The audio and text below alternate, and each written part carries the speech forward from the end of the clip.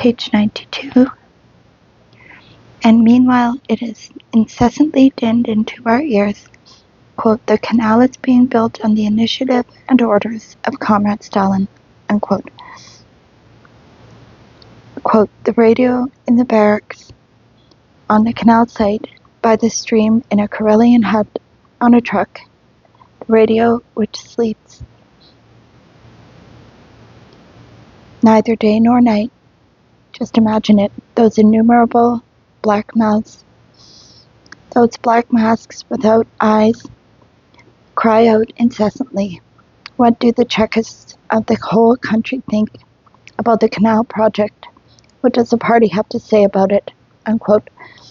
And you too better think the same. You too better think the same.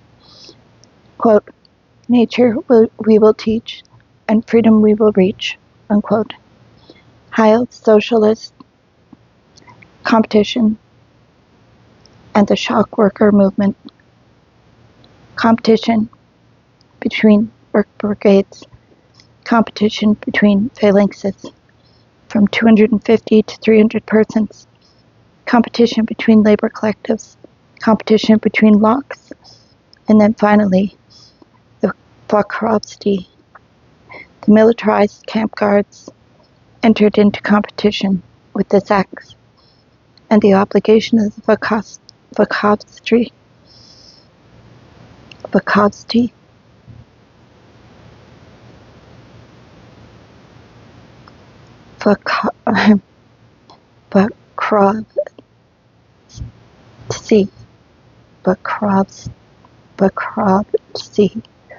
Wow. To guard you better. Sorry. The militarized camp guards, the V. I better make a note of that. So we can refer to it again when I forget.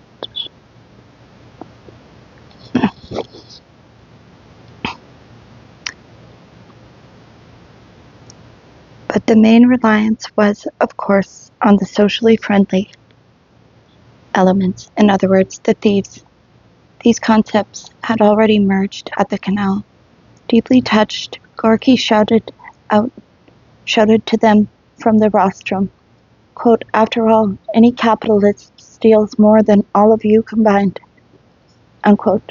The thieves roared with approval, flattered, quote, and big tears glistened in the eyes of a former pickpocket, unquote. They counted on being able to make use of the lawbreakers' romanticism in the construction. And why shouldn't the thieves have been flattered? A thief says from the presidium of the rally, quote, we didn't receive any bread for 2 days, but there was nothing awful in that for us. And after all, they could always plunder someone else. What is precious to us is that people talk to us like human beings, which is something the engineers cannot boast of. There are such crags in our path that the drills break. That's all right, we manage them, unquote. What do they manage? What do they manage them with? And who manages them? This is class theory, friendly elements against alien elements, as the basis of the camp. It has never been reported how brigadiers at Billimore ate, but at Berezhniki, an eyewitness, IDT, says there was a separate kitchen for the brigadiers, all thieves, and rations, better than in the army, so that their fists would get strong, and they would know for sure, they would know for what to put the squeeze on. At the second camp, there was thievery, grabbing dishes from the prisoners, and also ration tickets for the gruel, but the thieves were not expelled from the ranks of shock workers on that account. It did not cast a shadow on their social image or their productive drive. They brought the food to the work sites cold. They stole clothes from the drivers. That was all right, we'll manage. Pavanets was a penalty site. chaos and confusion. They baked no bread in povanets, but they brought it all the way from Kem. We'll look at the map in a moment here. On the Chesnaya sector, the food norm was not provided. It was cold in the barracks, there was an infestation of lice, and people were ill. Never mind, we'll manage. Quote, the canal is being constructed on the initiative of unquote. KVB's cultural and educational battle points were everywhere. A hooligan no more than arrived in camp than he immediately became an instructor. An atmosphere of constant battle alert was created. All of a sudden, a night of storm assault was proclaimed. A blow against bureaucracy. And right at the end of the evening work, the cultural instructors went around the administration rooms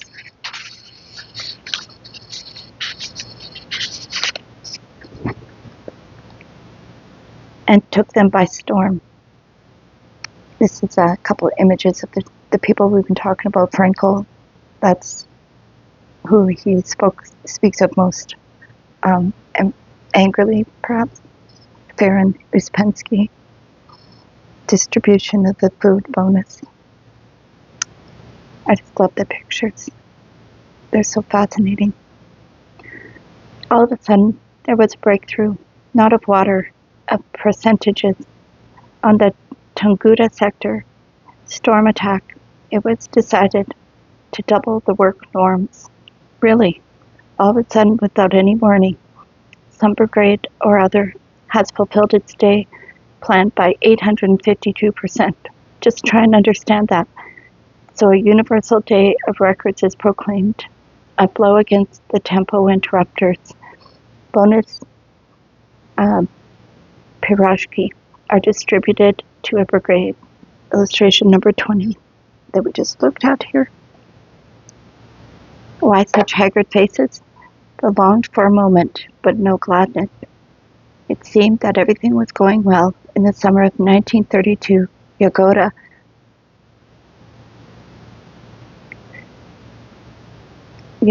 the provider, inspected the entire route and was satisfied. But in December, he sent a telegram. The norms are not being fulfilled. The idle loafing of thousands of people must be ended. This you believe, this you see. The labor collective are dragging their way to work with faded banners. It has been learned that according to the communiques, 100% of the total amount of earth to be moved to build the canals has already been excavated several times over, yet the canal has not been finished. Negligent loggers, and that's because they lie about how much they've done. Negligent loggers have been filling the log cribs with ice instead of stone and earth, and this will melt in the spring, and the water will break through. There are new slogans for the instructors. Quote, Tufta is the most dangerous weapon of counter-revolution, unquote. And it was the thieves most of all who engaged in Tufta wrecking. Filling the cribs with ice was plainly their trick. And there was one more slogan, the cheater is a class enemy. And the thieves were entrusted with the task of going around to expose them, for them to claim, to expose Tufta and verify the work done by the counter-revolutionary brigades. The best way for them to claim as their own the work of the counter-revolutionary brigades, Tufta, is an attempt to destroy the entire corrective-labor policy of the OGPU. That's how awful Tufta is. Tufta is the theft of socialist property. That's how terrible that Tufta is. In February 1933, they rearrested engineers who had been released early because of the Tufta they discovered. Wow.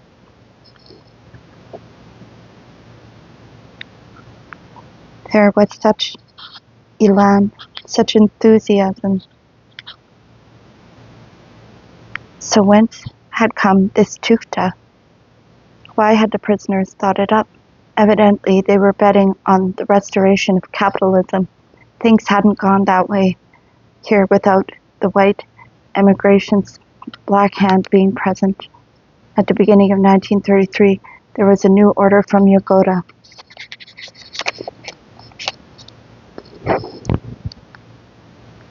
All administrations were to be renamed staff of battle sectors. 50% of the administration staffs were to be thrown into construction work. Would there be enough spades? They were to work in 3 shifts. The night was nearly polar. They would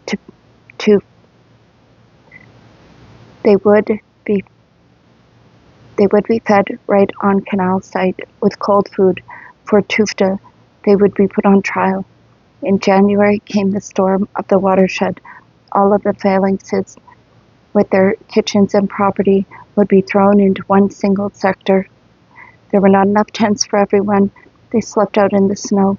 Never mind, we'll manage. The canal is being built on the initiative of. From Moscow came order number 1, quote, to proclaim a general storm attack until the completion of construction, unquote. At the end of the working day, they drove stenographers, office workers, or laundresses onto the canal site.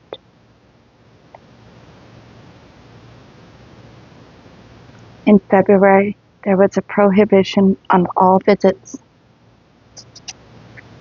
from relatives for the entire Bilamar camp system, either because of the danger of typhus or else because of pressure on the decks. In April, there was an incessant 48-hour storm assault. Hurrah, 30,000 people did not sleep. And by May 1st, People's Commissar Yagoda reported to his beloved teacher that the canal had been completed on time. Illustration number 21, here beside it. Map of the canal.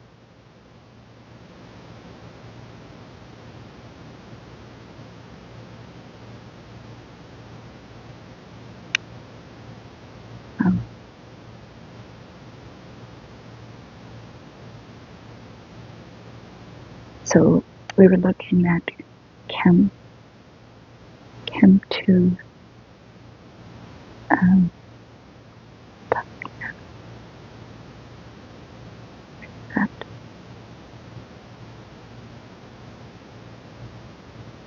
Pavanette there. That was the distance they were talking about right there.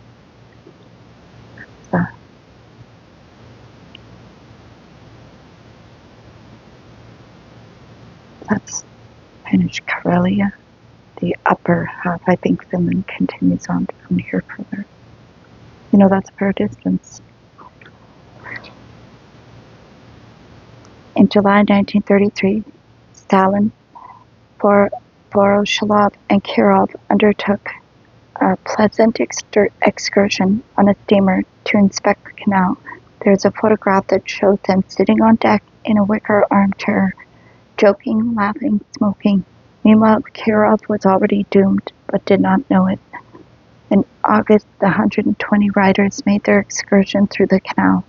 There were no people in the area to service and operate the canal, and so they sent dispossessed kulaks, special deportees, and Berman himself picked the places for their settlements.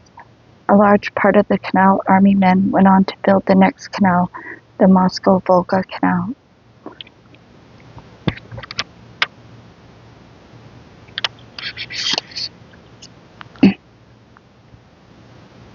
Let us turn away from the scoffing collective writers' volume. No matter how gloomy the Solovetsky Islands seemed, the Solovetsky Islanders, who were sent off on prisoner transports to end their terms and often their lives on the Bilamar Canal, only they really came to feel that joking had ended. Only there discovered what a genuine camp was like, something which all of us gradually came to know later. Instead of the quiet Solovki, there were incessant mother oaths and the salvage din of quarreling mingled with the indoctrinational propaganda, even in the barracks of the Medvedchugorsk camp. In the administration of Belbatlag, people slept on vagonki, double-tiered wooden bunks anchored in pairs already invented, but not just by fours, but by eights, 2 on each single bunk panel, head by feet, instead of stone monastery buildings. They were very drafty temporary barracks, even tents, and sometimes people out on the bare snow. And those who transferred from Berezniki, where they had also worked 12-hour days, found it worse here. Days of work records, nighttime of storm assaults, from us everything, to us nothing. Many were crippled and killed in the crowding and chaos in the course of dynamiting rocky crags. Gruel that had grown cold was eaten among the boulders. We have already read what the work was like, what kind of food, well, what kind could there have been in 1931 to 33. Anna Skribnikova reports that even in the Medvedchugorsk mess hall for free voluntary employees, they served only murky dishwater with fish heads and individual millet grains. Their clothes was their own and was worn till it was worn out, and there was only one form of address, one form of urging them on, one refrain, come on, come on, come on. They say that in the first winter, 1931-32, 100,000 died off, a number equal to the number of those who made up the full working force on the canal. And why not believe it? More likely it is an understatement. In similar conditions in wartime camps, a death rate of 1% per day was commonplace and common knowledge. So on Villamore, 100,000 could have died off in just 3 months plus. And then there was another whole summer and another winter. Vitkovsky, a Solovetsky Islands veteran who worked on the White Sea Canal as a work supervisor and saved the lives of many prisoners with that very same tukta, the falsification of work reports, draws a picture of the evenings. At the end of the work, this is his, if you're just listening. At the end of the workday, there were corpses left on the work site. The snow powdered their faces. One of them was hunched over beneath an overturned wheelbarrow. He had hidden his hands in his sleeves and frozen to death in that position. Someone had frozen with his head bent down between his knees. 2 were frozen back to back, leaning against each other. They were peasant lads and the best workers one could possibly imagine. They were sent to the canal in the tens of thousands at a time. And the authorities tried to work things out so no one got to the same subcamp as his father. They tried to break up families, and right off they gave them norms of shingle and board that you'd be unable to fulfill even in summer. No one was able to teach them anything, to warn them, and in their village simplicity, they gave all their strength to their work and weakened very swiftly, and then froze to death, embracing in pairs. At night, the sledges went out and collected them. The drivers threw the corpses onto the sledges with a dull clunk. And in summer, bones remained from the corpses, which had not been removed in time. And together with the shingle, they got into the concrete mixer. And in this way, they got into the concrete of the last block at the city of Belomorsk and were preserved there forever. That is from book Half a Lifetime by Witkowski. It's very sad. It's heartbreaking. The Belomorskaya newspaper choked with enthusiasm in describing how many Canal Army men who had been aesthetically carried away by their great task had in their own free time, and obviously without any payment in bread, decorated the canal banks with stones, simply for the sake of beauty. Yes, it was quite right for them to set forth on the banks of Yagoda. The chief overseers of Belomor hired 6 murderers, each of whom accounted for 30,000 lives. Varon, Berman, Frankel, Kogan, Rappaport, Juk. Yes, they should have added there the chief of the VOK, the Batlai Brodsky, yes, and the curator of the canal representing VT, I.K. Solz.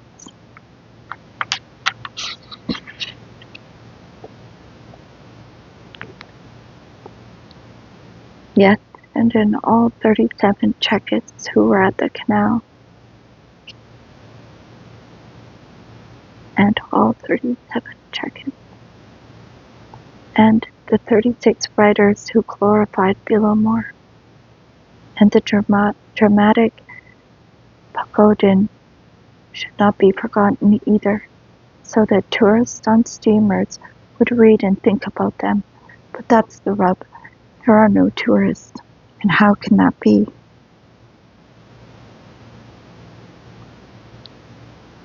This is a footnote, if you want to read it, about the authors. You just pause and read it. Just like that, and there are no steamers either. There is nothing there that goes on a schedule. In 1966, when I was completing this book, I wanted to travel all through the Great Belomor to see it for myself, just so as to complete with those 120 others, to compete with them. But it was impossible. There was nothing to make the trip on. I would have had to ask for passage on a freighter, and on such vessels, they check your papers, and I have a name which had been attacked. There would immediately be suspicion. Why was I going? And therefore, so that the book remained safe, it was wiser not to go. But nonetheless, I did poke around there a bit. First at Medvedegorsk. Even at the present time, many of the barracks have still survived, although a majestic hotel with 5-story glass tower would buzz here with Soviet and foreign visitors.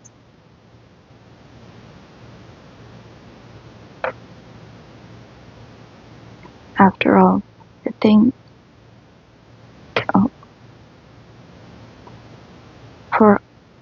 all, this was the gateway to the canal. After all, things would buzz here with Soviet and foreign visitors, but it stayed empty forever and ever, and finally they turned it over to a boarding school.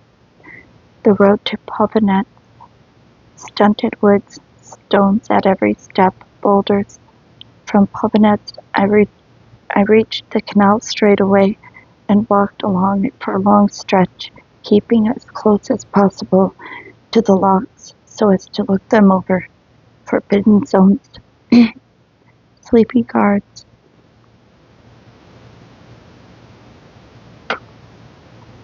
But in some places things were clearly visible.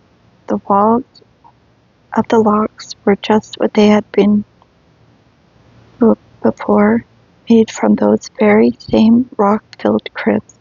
I could recognize them from their pictures, But Maslow's rhomboid gates had been replaced by metal gates and were no longer opened by hand. But why was everything so quiet?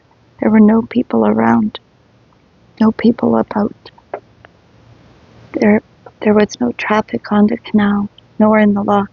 There was no hustle and bustle of service personnel. There were no steamer whistles. The locked gate stayed shut.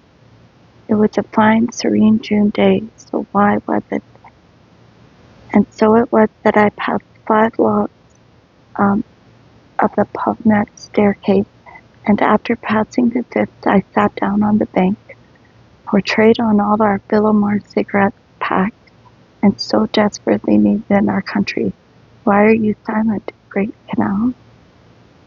Someone in civilian clothing approached me with a watchful eye. So I played the simpleton. Where could I get some fish? Yes, and how could I leave via the canal? He turned out to be the chief of the locks guard. Why, I asked him, wasn't there any passenger traffic? Well, he acted astonished. How could we? After all, the Americans would rush right over to see it. Until the war, there had been passenger traffic, but not since the war. Well, what if they did come and see it? Well, what if they did come and see it? Well, now, how could we let them see it? But why is no one traveling on it? They do, but not very many. You see, it is very shallow, 16 feet deep.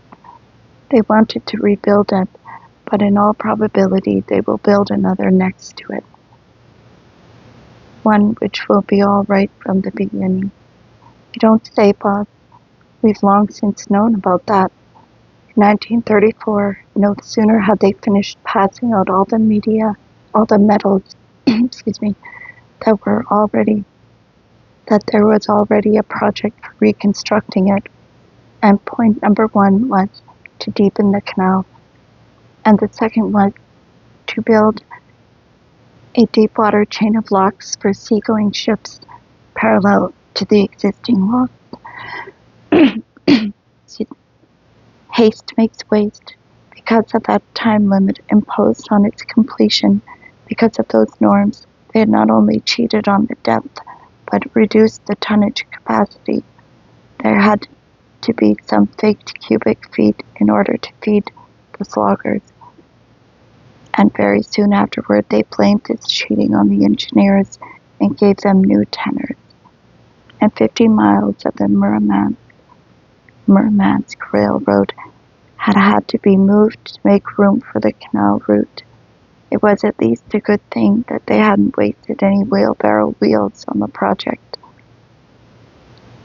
And what were they to haul on it anyway, and where? They had to cut down all the nearby timber, so where was it to be hauled from? Was Archangel timber to be hauled to Leningrad? But it was sold right in Archangel. Foreigners had been buying it there since long ago. Yes, for half a year. The canal is frozen anyhow, maybe more. So, what was it needed for anyway? Oh yes, there was a military necessity in order to be able to ship the fleet.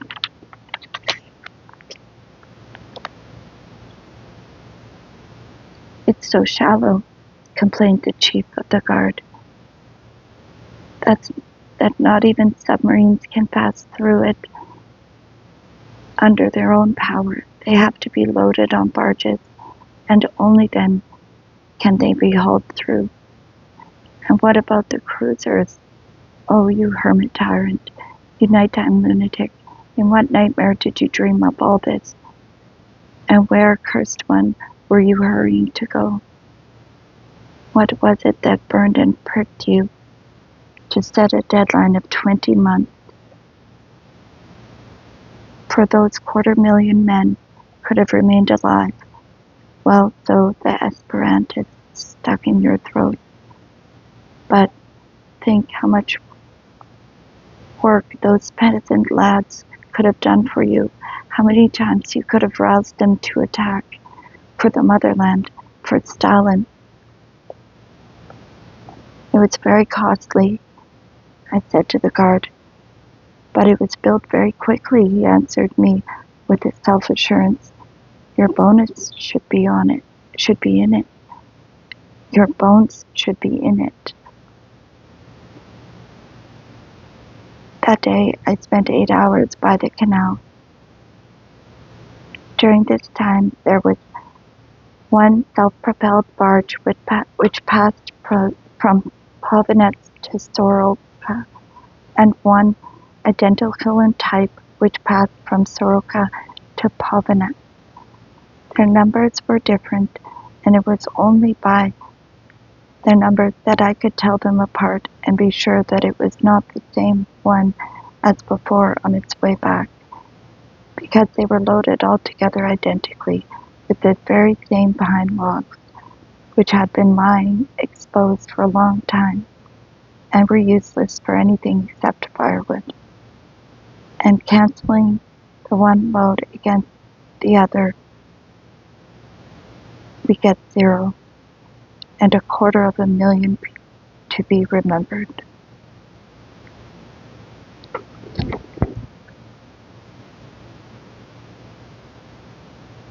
Thank you for listening. Have a good day.